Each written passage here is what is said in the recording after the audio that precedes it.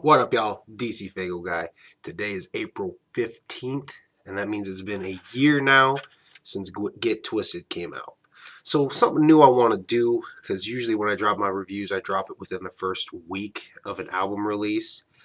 And a lot of times I'm still in that first impression stage of an album, which, really is a good time to even drop a review. Because if you're really hype, to me, that's a lot of time to give a lot of great praise.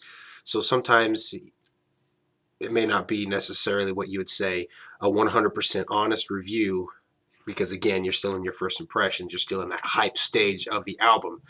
So something new I want to do now is on the anniversaries or the birthdays of the albums is just drop basically like an updated review on it, basically talking about its longevity. After a year, is it still a really banging album, and basically talking about how often it gets listened to, which tracks are more skipped now that it's a year later, and which ones are still bangers. So just jumping right into it, talking about the longevity of it. This album, to me, I would still highly recommend it to anybody. If you haven't gotten it, definitely get it. It is a really good album. It's really short. There's only 5 songs on it. But like any good EP, it's a great filler. Say you're on your lunch break like me. I get an hour lunch break at work, and I'm listening to an album that a lot of them are a good hour long, so sometimes I don't even get to finish an album before my lunch break is over. But in the case of, like, when I listen to The Darkness is actually over before my lunch break is over. And sometimes I just need a filler to get me through the rest of that lunch break. Lo and behold, Get Twiztid is actually a great filler album, especially since, a couple of the tracks that are on here were more or less re-released on The Darkness. I actually do not have those songs on my iPod. I did not put them on my iPod.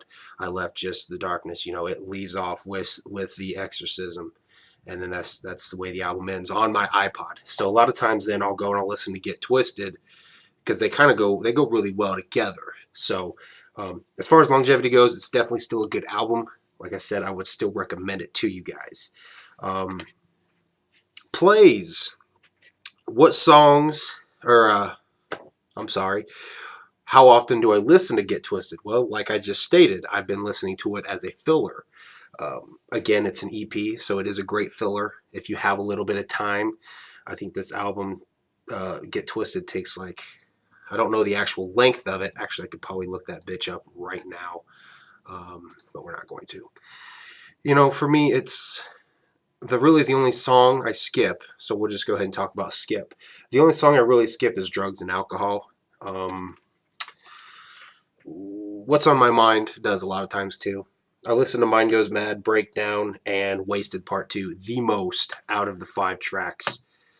So as far as plays, this album gets listened to probably at least once a month, and it has since it came out, because it's a great filler if you have a few, 15, 20 minutes to kill and you want something to listen to, but you don't want to get so invested into an album, like when it's time to stop the album, you're like, oh, I really want to fucking listen to the rest of that. With Get Twiztid, you can really kind of just listen to the whole album in a short time. So as far as plays go, I listen to it about once a month. I don't remember if I gave a rating, if I gave like a 4 out of 5, like if I gave a 5-star rating on the album. As it stands a year later, I would give this album a 3.5 out of 5, because it's still a really good album. It is really good. And like I said in my review, if you haven't watched my review, I'll post a link down to it. You can go watch the review I dropped last year on it. It fits really well with, it honestly feels like when you start it up and you listen to What's on My Mind and My Mind Goes Mad and Breakdown, it really feels like it could have been right on Abominations. The work they did with Seven on that and the way that they were rapping, it feels very reminiscent of Abominations, so it has that awesome sound to it. So yeah, that's pretty much all I can really say about it. It's been a year. It's still a really great album to listen to. It's a great filler album. I listen to it at least once a month, maybe a month and a half. And I would definitely recommend it. I give it 3.5 stars out of 5, or 3.5 Faygo bottles out of 5. A year later, happy birthday, Get Twiztid.